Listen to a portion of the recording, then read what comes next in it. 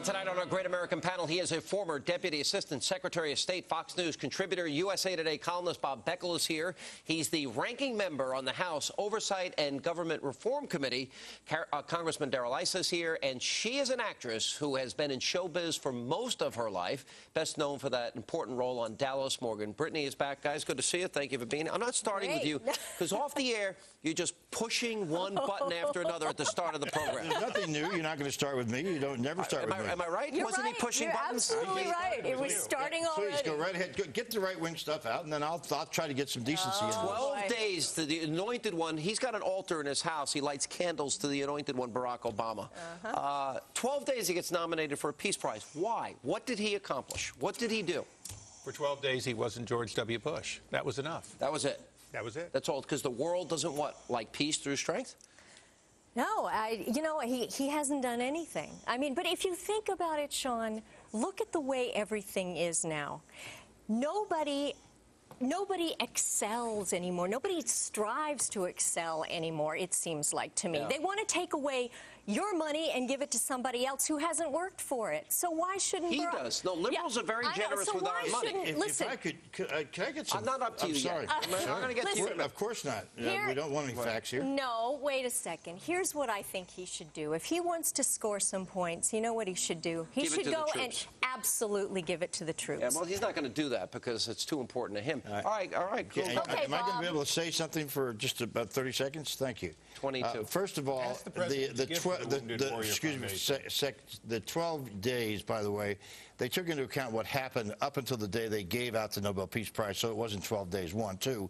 In the course of a year, there have been serious negotiations finally in the Middle East, serious negotiations in North Korea. Iran, which you all kick around, you guys know nothing about, obviously. The Iranians agreed to send their nuclear material to make the bomb you're so worried about to France and Russia. A huge breakthrough. Did you ever talk about it in this show? Did you guys ever talk about it in Congress? Wait a second. And let me just ask you this very quickly. That's a 5 seconds. 5 seconds. Name me one person in 2009 who deserves it besides him. George Bush. General Petraeus. In 2009, General right now. Petraeus. In 2009. Yes. General Petraeus deserves the Nobel Peace Prize? I think so. I think Bill Clinton hasn't gotten his due for an incredible amount of effort to actually bring the parties together at the end of his administration in the Middle East. Okay, look, I'm glad to see you say if you want to talk effort that didn't lead to outcome. No, Sean, if you want to talk about effort that didn't lead to outcome, his is better. Now, if you want to talk about simply feeling good, Iran hasn't done anything. North Korea hasn't done anything. And, in fact, all he's done is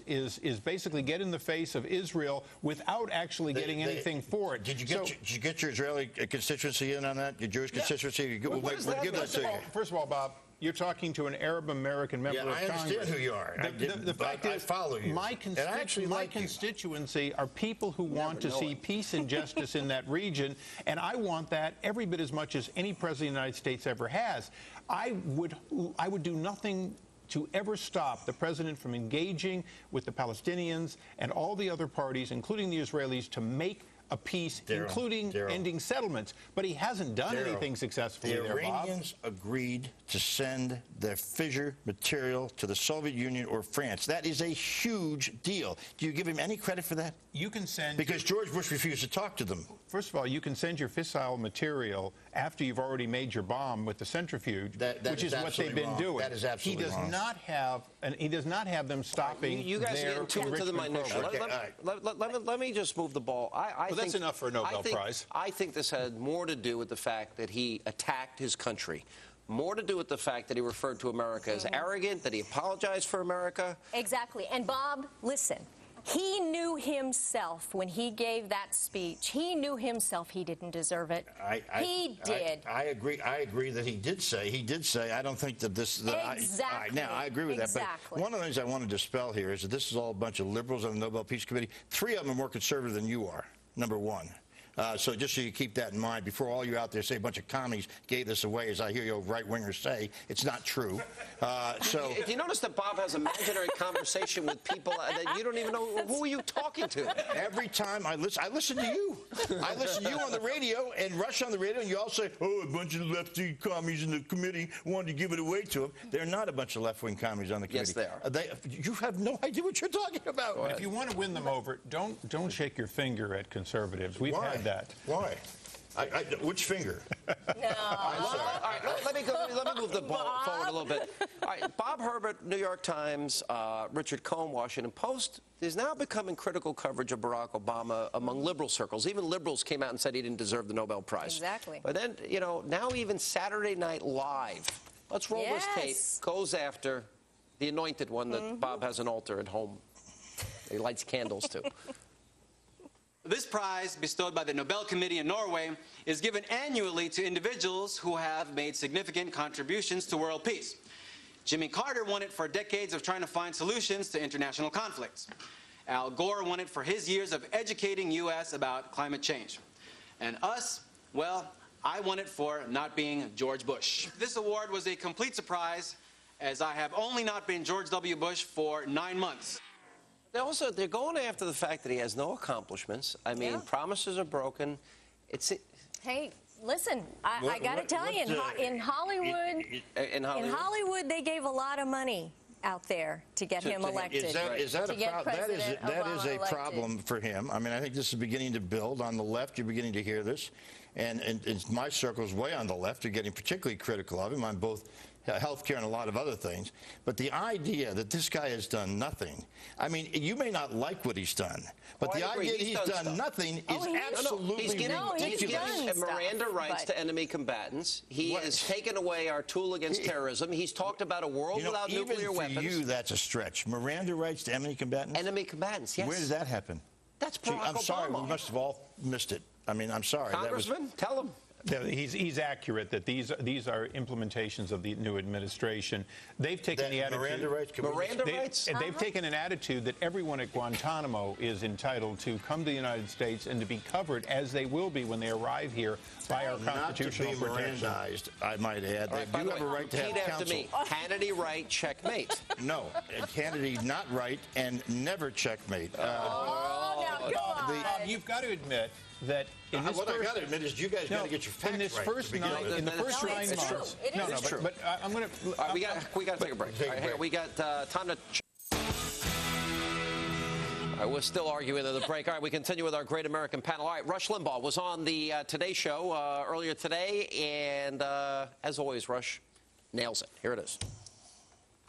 Were you moved in any way to see an African-American elected president?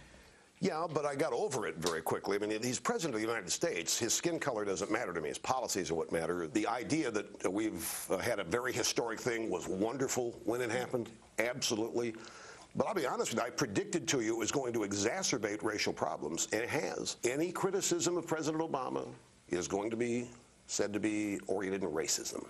And if you don't like his health care bill, it's racist. You know, and I opposed when Clinton and Hillary were trying to do it, and they aren't black. And it's all about ideas. I think these are dark days for the country. I think his economic policies are, I think he is shepherding the decline. He's not observing it. I think that Russia's right, and that and it was interesting. Charles Krauthammer has an 8-page piece talking about the decline in America as a result of Obama's policies. I agree with him. Yeah. We can change it, but we are in a decline economically, foreign policy. I think. I read all 8 pages of that 3 times, and Charles has never been more wrong in his life. Let me just make this point. You have criticized Barack Obama, and you don't have a racist bone in your body. No, I don't. You have criticized Barack Obama, and I do not believe you have a racist bone in your body, nor do you. That kind of statement is just absolutely wrong. Now, when Rush says, he's talking maybe to his audience, when he says, I have to tie half my brain behind my back to make it fair, with his audience, I can understand that. Why are you attacking his audience? What is that I mean, well, because it doesn't make any sense for him to say, when you attack Obama, it's racist. Wait a minute, hang on. No. But, Morgan, this has come up a lot. Now that he is in trouble. Everything, if you disagree with a policy, if you disagree, even Acorn, it's racist. Who says that? Who said Bertha Lewis said it. Okay, but of the left, I mean, do you think the majority of the left believes that? But Bob, turn it around. Enough people have said it. Bob, I don't know. Turn your statement around. Jimmy Carter, is President Clinton. And I spoke to President Carter about that very subject, by the way. We'll take the ex-presidents and everyone else aside. Bob, would you say that the President of the United States is no longer black, white, or green? He's the President of the United States. And at that point, it's about his policies when you criticize, because he is certainly the most powerful man in the world. Absolutely. And I do not believe. And that's all Rush and was I saying. think I represent most liberals in this discussion, that most liberals I talk to do not believe this criticism is racist. Let me ask you this. Nobody criticizes him more than you do. Well, because I disagree with him. I know. Exactly. But it has nothing to do with race. Rush is a friend of mine, and Rush disagrees with him. He made a good point in that interview. He was leading the charge against Hillary Care. Exactly. It doesn't matter that Barack Obama's leading it. Barack Obama is he's taken over banks and car companies and financial institutions. Now the healthcare industry. You know what, Bob? Unemployment wasn't supposed to go above 8%. What happened? Could we just go to the banks, the car companies, and TARP? All of that was George Bush's proposal. All of that was Obama. No, it was not. No, wait, excuse me. TARP passed. Am I right? Did TARP pass or did it not pass? After you guys made the mistake of voting against it. Before we came on the air, you said Democrats voted for it and passed it, and Obama's going to be seen as so good. Did TARP not pass under George Bush? Just answer yes or no. TARP in my thing. Okay. And it was wrong. Did bailing out the car companies start or not happen under George Bush? No, that was Barack Obama. The banks, the financial institutions were Could we please, if we're going to have a debate here, could we please have our facts straight? I have them all straight. No, Obama added to it. I want to bet you $1,000 right now that we're Mirandizing enemy combatants on the battlefield. On the battlefield? Okay.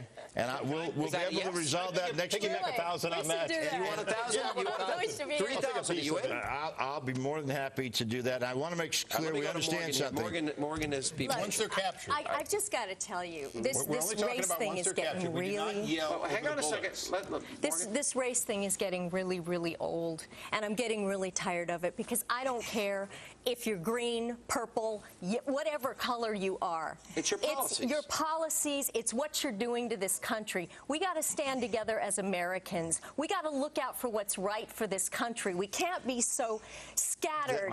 Then I would ask you not to put a straw man. What happened? What did you say to Jimmy Carter, and what did he say after he made that accusation? I said to him that I thought that statement was one that was so controversial, and because, as you well know, my family's been involved in the civil rights movement for years, and so have I. Right.